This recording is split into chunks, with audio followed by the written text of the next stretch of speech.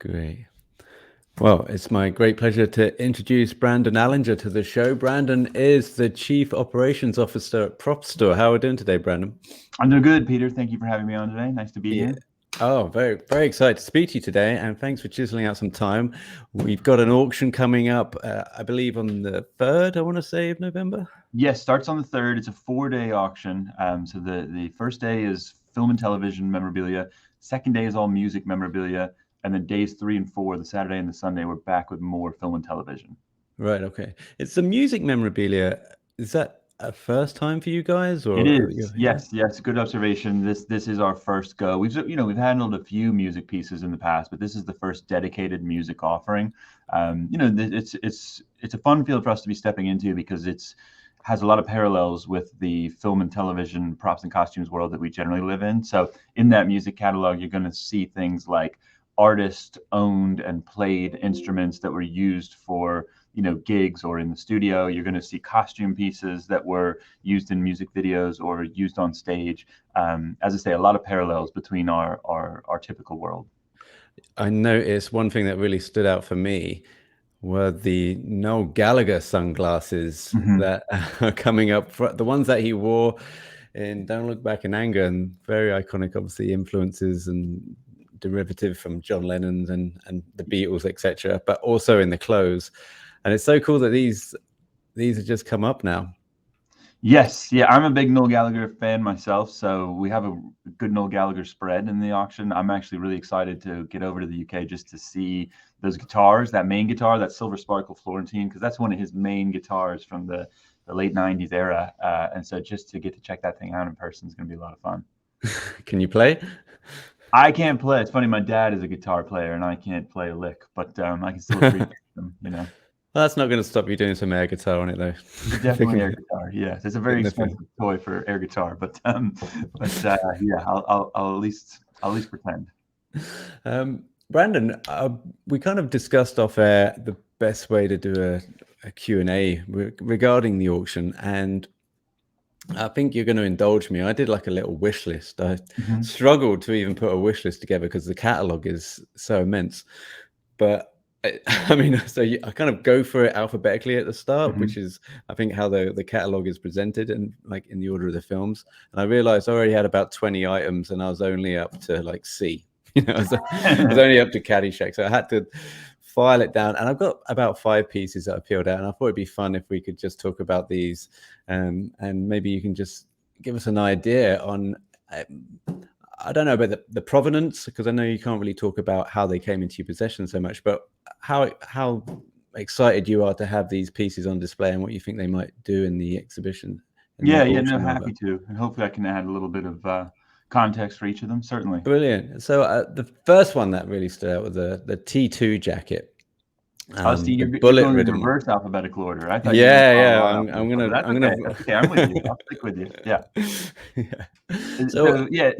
I mean, this is a great piece, and look, the story on these Terminator 2 jackets is they did make quite a number of them for production. There's documentary footage that you can watch, which I'm sure is on the Blu-rays and such, where you actually see shots of many jackets together in a row, and the reason is obviously the distressing on the jacket progresses through the film. So as Arnold, the T800, as he's taking more damage, the jacket is really illustrating that damage. And I think, by the end of it, it's lost half the sleeve because he's lost part of one of the arms and, extensively riddled with bullet holes, et cetera, et cetera. We've auctioned a few of these jackets before.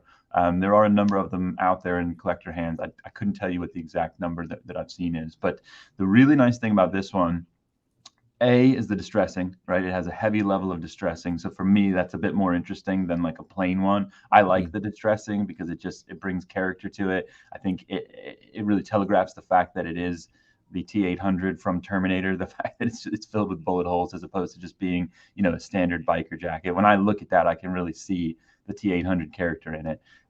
But the great thing beyond the distressing is the provenance of this one. And it was sold right after the film came out in a charity auction that Linda Hamilton, the lead actress, donated it to.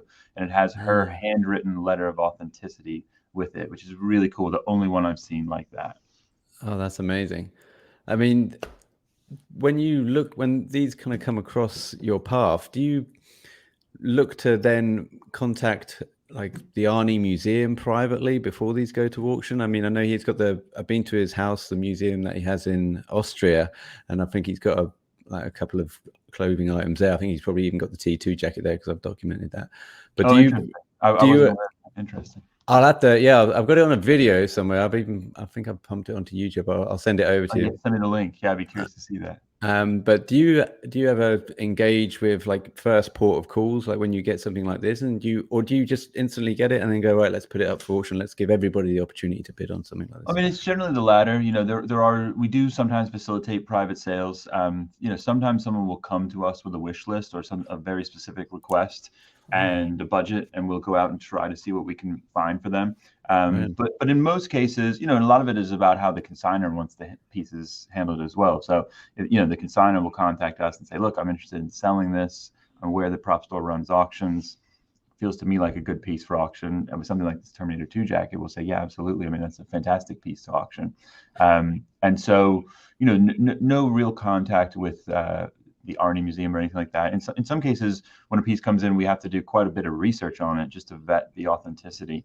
And in those cases, we may be reaching out to, you know, different production contacts that we have. It's not unusual for us to contact a costume designer or a prop master and say, hey, you know, can we ask you your recollections about this film, this project? Maybe there's some specific detail of the piece that's, you know, unique, curious, interesting that we'd like to get more information on. Or maybe it doesn't quite, you know, match up with examples that have been seen in the past, and we're trying to understand why there would be a difference, that sort of thing. But with this jacket in particular, it's really straightforward. You know, it matches up very well to all the examples that we've seen in the past, and B, it has this handwritten letter of authenticity Oh from yeah. Linda Hamilton, which really makes it pretty ironclad. And the Terminator 2 jackets have some unique features that make them pretty easy to spot. They did a lot of work on them with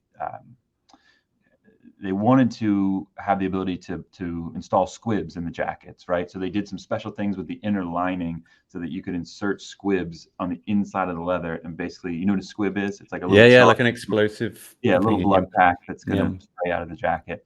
And so it's things like that you're looking for when these jackets come in. And another interesting note about them is a lot of times when you see the Terminator 2 jackets, the bullet holes will have sort of a square outline around it and a residue. And basically what they were doing is you may be able to see it on some of the bullet. Yeah, in fact, I can see it just above the pocket there, what I'm talking about. There's like a rectangular outline around the I bullet see. hole.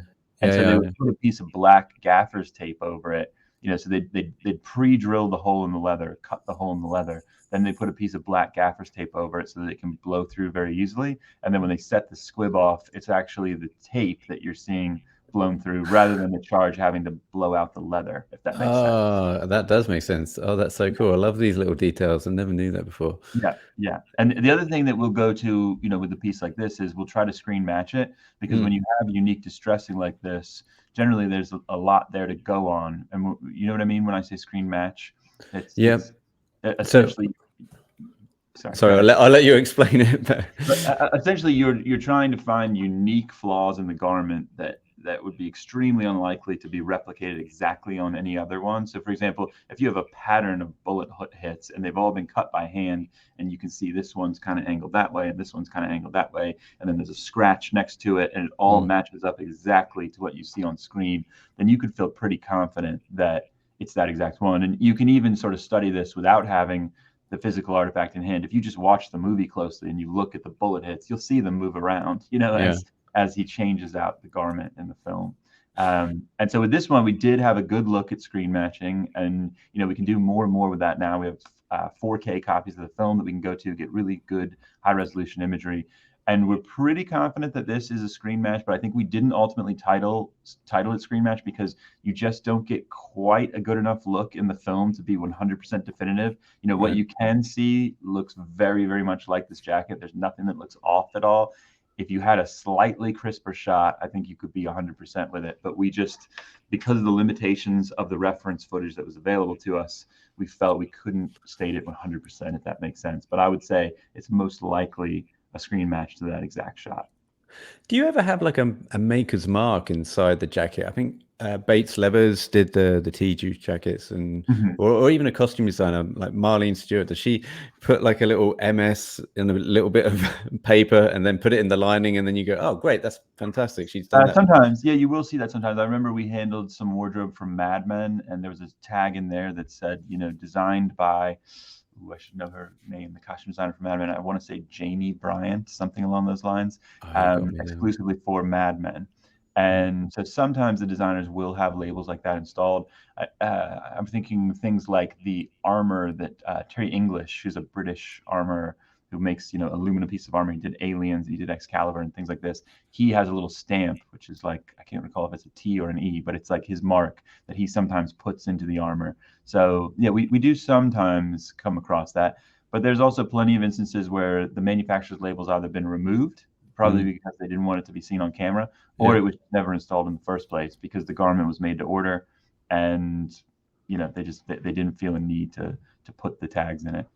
It'd be great if they could just put it in the lining though, just to help you guys out and everybody else, when they come across it. Sometimes they did. I know Daniel Craig's suits for the Bond films. If you'll see them come up from time to time, and they say inside, exclusively tailored for Daniel Craig, and then they'll sometimes even have the film number. I think like Bond 21 or 25 or Nice. whatever they're up to.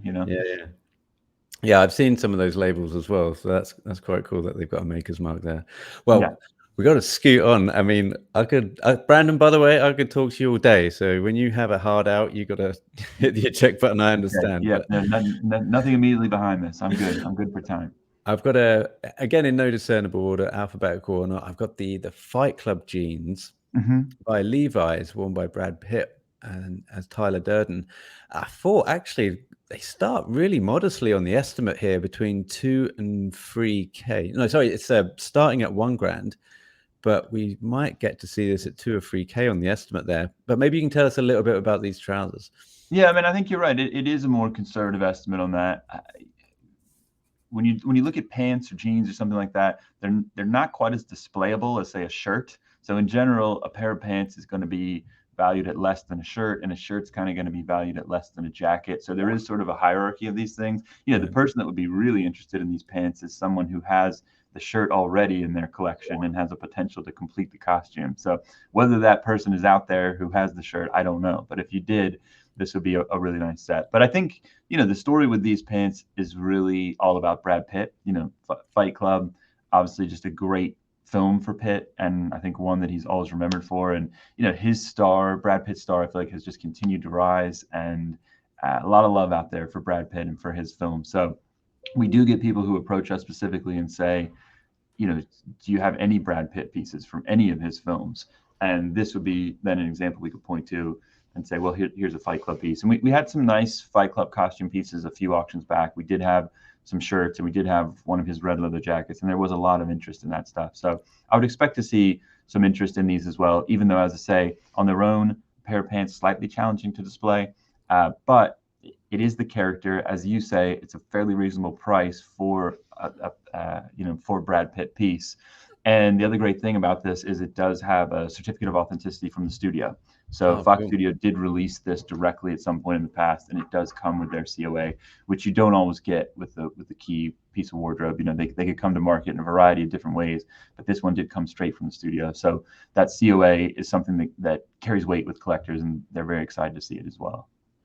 Because I think like the pieces from Fight Club in particular, and I'm not sure if this really is in any other film, they're so sacrosanct because they were either specially made or found in thrift shops. Michael Kaplan went around with Brad Pitt and kind of did some personal shopping with him, so the legend goes.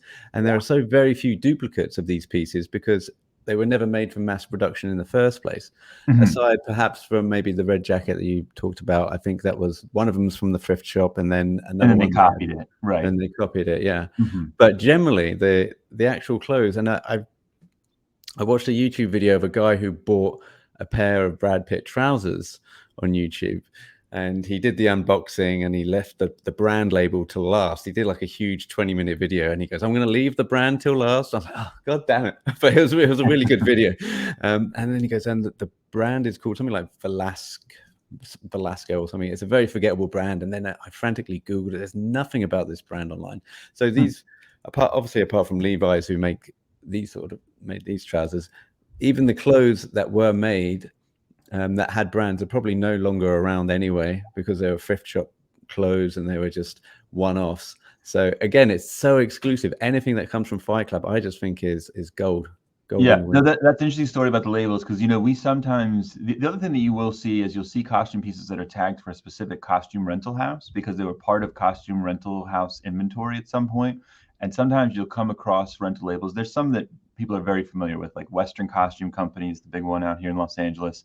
Angels is the big one in London. Before it was Angels, it was Berman's and Nathan's. Before that, there was two separate houses, one Berman's, one Nathan's. So you will see all these different variety of Berman's and Nathan's labels come through. You'll see Western costume labels come through. You see Angels labels come through. But every now and then, you'll get a costume house that you've never even heard of. And we've been obviously in this business for 20 plus years.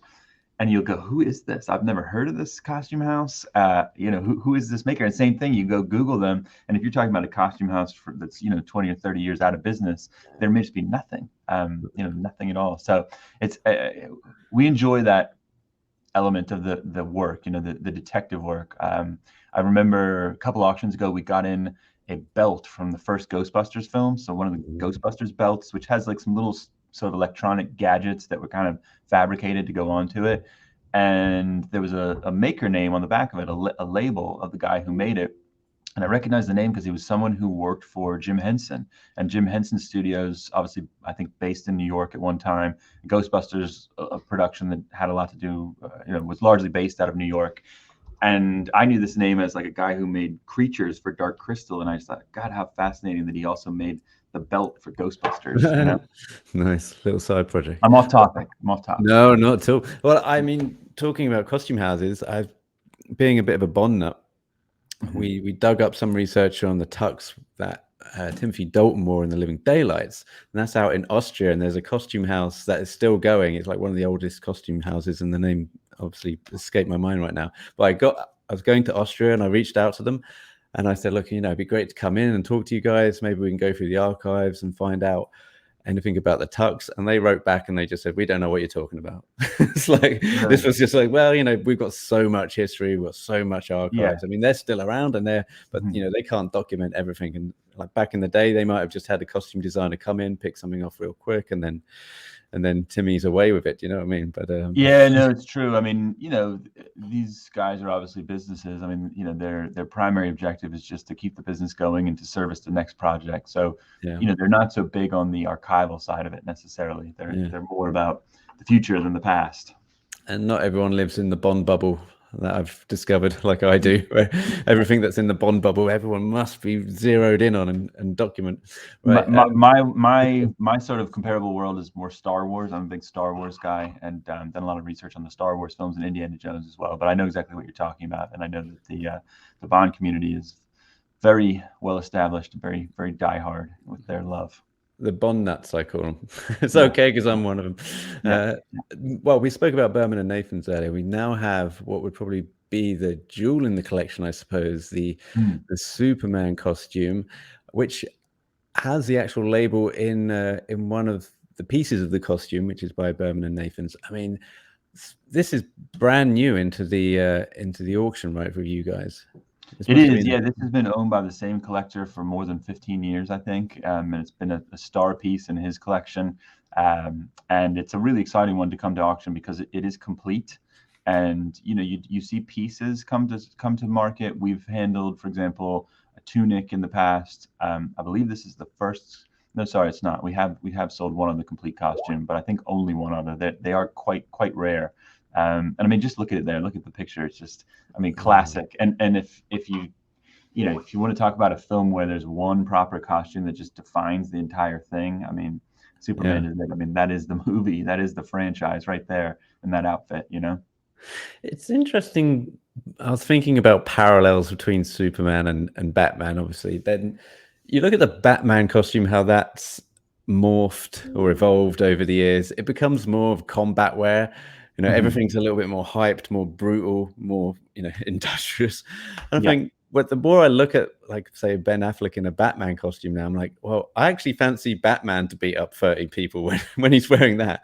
But the Superman costume's always been very very modest, very light, even like through to the Henry Cavill stuff. So I think there's more of a, I don't know if honesty is the right word, but just a deft simplicity to the Superman costume that makes it more interesting. It is very simple, a very simple design, but I think it's something about the colors. It's the way those primary colors work together. It just really pops, you know. And Mm. the logo is so iconic and so known throughout the world that it's just immediately recognizable, you know. And there is some really interesting things about these suits. People assume that they would be spandex, but it's not actually spandex. I think spandex potentially was not even invented at that time, but it's a material that they created specifically for the film. And I think they had like a special loom that they would weave this fabric, which does have some stretch to it, but maybe not quite as much as like a spandex would. And it was manufactured specifically for the film. And unfortunately, there are a number of dubious or counterfeit Superman costumes in the market, Christopher Reeve costumes in the market. You know, there have been studies done on those. You can read online, but they never get the material right. So the material is really a giveaway. The specific weave of the material is a tell for what the Superman costume should be. And this one is absolutely right. It came directly from a person who worked on a number of those Superman films, and yeah, just a great set.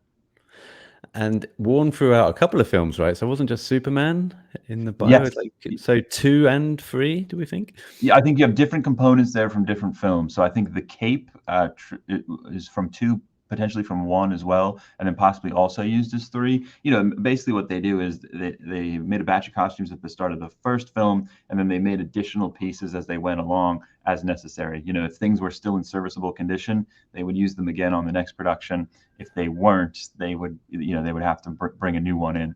And I think some of the things, like some of the elements of the costume, like the cape specifically, I think has multiple labels, dates, some handwritten notes, things like that, that kind of tells the story of its journey through the different films. I love that. God, love that. I still think, and maybe I'm just hostage to my own, or slave to my own nostalgia, I think the phrase is, but the Christopher Reeve Supermans are still straight away the best Supermans for me, the best incarnations. I would agree with that. Yeah, the John Williams score is just Oh, amazing, and Christopher Reeve was just so perfectly cast in the role. And yeah, they're classic films. You know, I don't think you can put a price on alchemy. Like you mentioned, the score, the actor, the director, everything coming in at the same time. I mean, you might have like John Williams doing a Henry Cavill film, perhaps, or Henry Cavill doing something else. Anyway, it's like the perfect blend, and the cocktail of all of these together is basically making that a potent film. Got to move on. We got to. Well, I picked this one out, Brandon. It's the Ray Liotta watch, the Henry Hill watch that he wears in Goodfellas. And I'm just fascinated with anything Goodfellas. We've had a gentleman on in the past who makes clothes, reinterprets clothes. I don't know if you've heard of Scott Frazier from the Scott Frazier collection. He does a lot of the knitwear and homage pieces.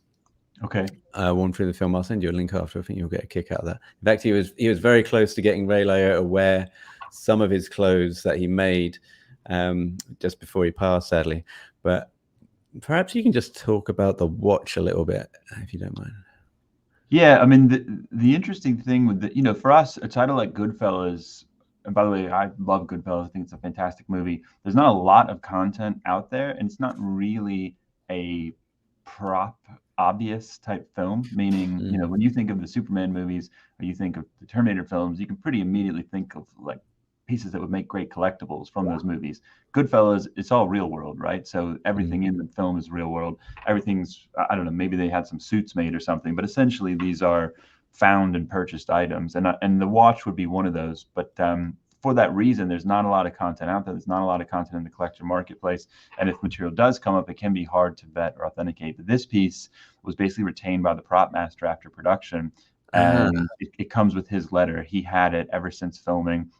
I believe he sold it a few years ago, and it's now coming through our hands. And so, we love finds like that where a person has literally had a box of Goodfellas, small props for 30 years since the film was made, and then they pull it out and go, "Oh, this was his watch, or this was his watch." And much like Superman, even though it's a very different kind of film, I think Goodfellas, such a classic film, one of the all-time classic gangster films, and Ray Liotta is so good in it, as he's so good in everything.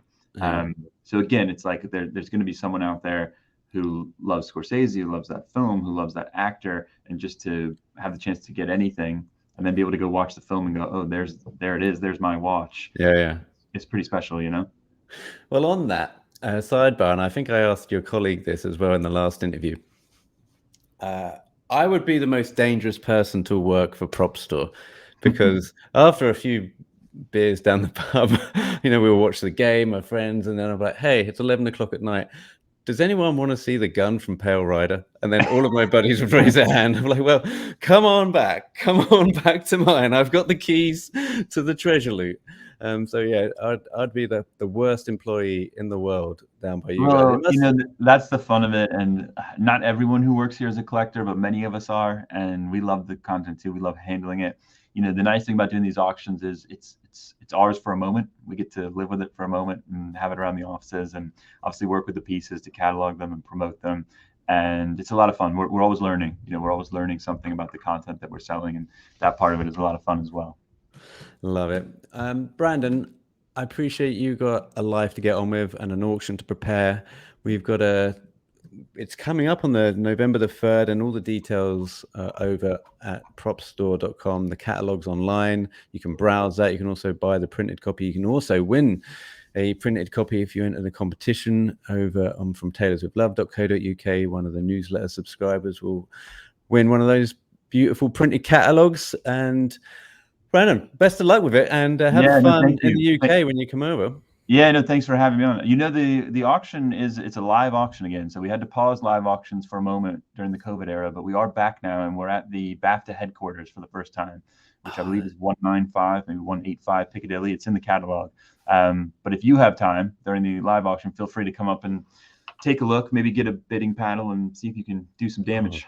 Oh, that's great. Do you have any of the pieces? Well, obviously, will it all come out on display? I've not seen any of the There will not be much of a display there. Unfortunately, the grounds at BAFTA they're not really set up for it, but we do have a display at the Prop Store headquarters in Rickmansworth. So if you can get out there, we do have plenty of content to see out there. And I believe we probably can facilitate visits up until close to the auction. So if you or any of the listeners would like to see any of the pieces in person, maybe take a look while considering bidding on them, reach out to us at Prop Store and we'll see what we can set up.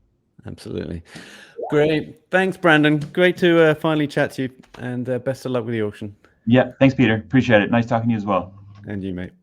Take care. Thanks, pal. I better shoot. I've got to walk the dog and okay. All right. and get on with life. But yeah, that was a lot of fun. Thanks so much. Yeah. Thanks for having me on. I appreciate it, and yeah, look forward to seeing the piece. Yeah, absolutely. Okay. Great. Take care of yourself. See you later. Bye-bye. Bye.